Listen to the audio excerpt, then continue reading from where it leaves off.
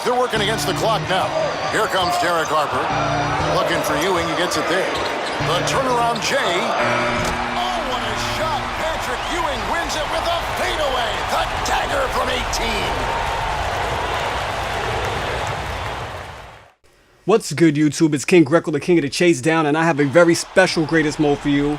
It is the New York Knicks versus the Orlando Magic. It says Halloween because I just played this the other day. A lot of people have been asking me to see Baby Shaq, Young Shaq. I'm a big New York fan because, you know, I live here. So this one's kind of special to me. I gotta do Patrick right. And Patrick Ewing, one of the greatest winners in basketball. He didn't get the championship, but he is probably, without a doubt, one of the top 5 players who most deserved it that did not get one. I feel terrible for him, but he didn't pull a LeBron or anything like that.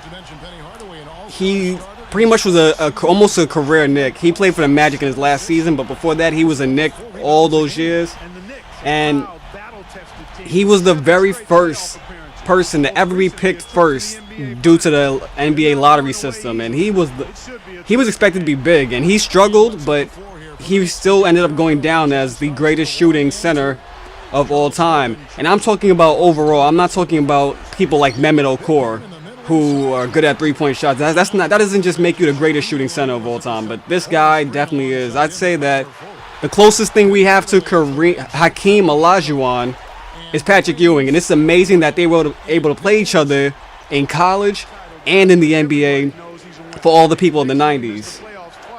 This guy, he didn't even get into basketball until late, and he ended up being one of the greatest of all time as Young Shaq takes Patrick Ewing to the hoop. And just now, we're about to go make the NY Transit connection from Oakley to Starks. And Shaq, I cannot believe what's about to happen with this man. Just wait till you see this next possession with Shaq. Face-up jumper. Who would have saw that coming? But this is a great game because, sure, Patrick Ewing has probably more memorable games, especially in the playoffs, but this is their way of getting Shaq into the game, and it's a fun matchup. I would love to play on either side of it, honestly. But Patrick Ewing is kind of like I said, he's like Hakeem inside this game, and I feel like I can score whenever I feel like, however I want to, especially in the post when it comes to Patrick Ewing. Patrick Ewing, this guy was a beast. I believe he was 7'1" and all kinds of dominant. He was dominant defensively, and then he went on to become the one of the top scorers in the NBA in his prime. Like you could say that at some point in his career, like maybe in the end of the 90s the end of the 80s to the early 90s, he probably was the best center in the game, just in total. Like at that time, he was probably the best center available. I mean, at that point, he was becoming an all-star starter in the East. Patrick Ewing was just amazing, and they kept trading people and they kept switching up the coaches on him, and he stayed through all of that. He went through people like Pat Riley and Rick Pitino and a whole bunch of other coaches in just like a short period of time, but he worked with what they had, and even though he struggled hard, his first 2 seasons came to a total of, I believe it was 47 wins in 2 seasons. And people booed him hard at home, but Patrick Ewing, he fought through it, and he became the great player that we all know him to be. I believe that he only missed the postseason, twice with the Knicks? So this guy was a true winner. He was dominant in college. The only reason he didn't win the big game 3 times is because Michael Jordan happened to hit the buzzer beater back when he was, I believe it was 1984. That's what I know, 1980. Yeah, I think it was 1984 or 1983, either one. But you know, that's Jordan. What can you say about him? And also, they had a much better team when it came to. It was pretty much Patrick Ewing and, yeah, I'd say pretty much just Patrick Ewing versus Michael Jordan, James Worthy, and Sam Perkins. And look at Patrick Ewing taking him into the post. Bring Shaq out here. This guy can't stop me. And this is going to be a long possession because things were messing up. Like the play was not running, so I just gave it to Patrick Ewing. And there's not much time on the clock, but you know I have Patrick Ewing, so if I feel like scoring in the post, I'm just going to do it. Simple as that.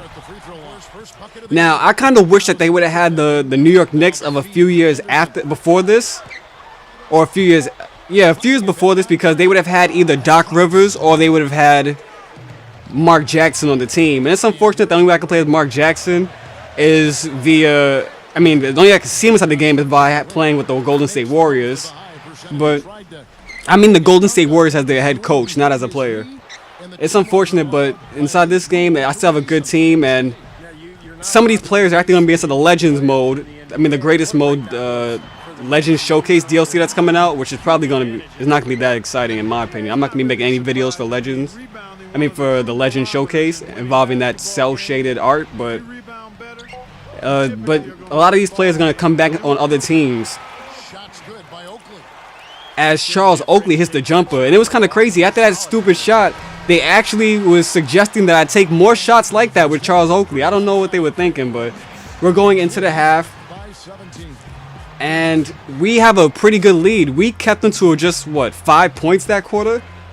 Patrick Ewing has as many points as their whole team, and we're shooting great. He almost has more rebounds than their whole team. But it's Patrick Ewing. Do you expect any less from the greatest Knick of all time? The greatest Knicks center, as Penny Hardaway in his youth just took 4 Knicks to the hoop. And check this out. We're not going to get outdone. Our point guard goes against your point guard, or your whole point guard, your point guard's whole team. That was absolutely nasty and disgusting. Right on Horace Grant. And if Shaq was a little bit faster, it would have been on him too. Derek Harper, coast to coast. This actually is going to be this game is going to get a lot closer. Well, you can't keep a beast like Shaq down for long. This is Shaq in, like, what was it, his 3rd year, and at this time he was already, I think, leading the league in scoring. He was like number 3 in rebounds, and he was number 1 in field goal percentage. Shaq was a beast. You think about players like Dwight Howard, Shaq was a absolute beast, and he even before the Laker days, he was dominant. Like, he took his team to the finals. Unfortunately for him, he lost to the greatest center of all time, or one of them, Hakeem Olajuwon. But when you have players like Hakeem Olajuwon and Patrick Ewing in their prime, it's really hard to get anything going for you in your team in these in terms of playoffs. And speaking of that, Shaq just blocked Patrick Ewing on the hook shot. I tried to create some space and not try to go back in for the hook shot unexpectedly, but he expected it. He expected unexpected. And then Shaq, he got to show me up, so he goes for a hook shot of his own and scores it right on me. But Shaq was a defensive beast, just like Patrick Ewing back in his day. So I'm gonna go show him up a second time. I create some space again, and this time I try to go for a fadeaway, and I get blocked again by Young Shaq. What can I say about that? But we pick it from him, or we try to pick it from Derek Anderson. He gets covered, swarmed, but I couldn't get back in front of him, so he scored. What can I say? So now I'm not gonna let Patrick Ewing get discouraged by Shaq. Get the ball right back at him. Take it right into the heart of the defense. Create some more space, do a fadeaway. I got it this time. I mean, Shaq was a dominant beast, but Patrick Ewing, you cannot hold a man like this down, especially with a Horace Grant. I'm about to score however I feel like it right now. Caught him with the fake, the up and under. Penny Hardaway's actually having a pretty bad game, but don't let that fool you. Penny Hardaway was a great player. Injuries stopped him like they do to most great players, but Penny and Shaq were just dominant. They were. If it wasn't for the competition level that it was in the 90s, which does not exist in today's game, you would think that they would have won every game or they would have won every championship. But they were just too much competition in terms of like the Bulls, and they had teams like the Hawks and they had the Boston Celtics they had to worry about, even though Larry Bird was gone by this time. There was just too much competition though, and then when it came to the bad boys in Detroit, like, you know, there was just too much out there that stopped them from winning championships. But all of these teams were great, and they all played at the same time. And it just sucks that today you see like about six good teams out there, when back then anybody had a chance to win. It was like the NFL and the glory days of the NBA.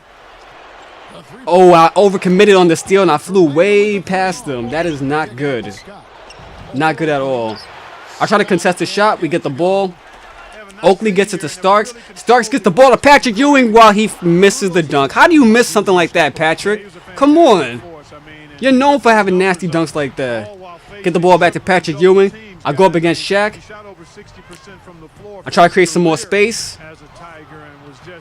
Then I hit my fadeaway, like Patrick Ewing is known for. He had range. Like I said before at the beginning of the video, he is probably the greatest shooting center of all time. Shaq just completely, he caught that lob pass and completely just put it down like nothing. Shaq hit another jumper. Can you believe that?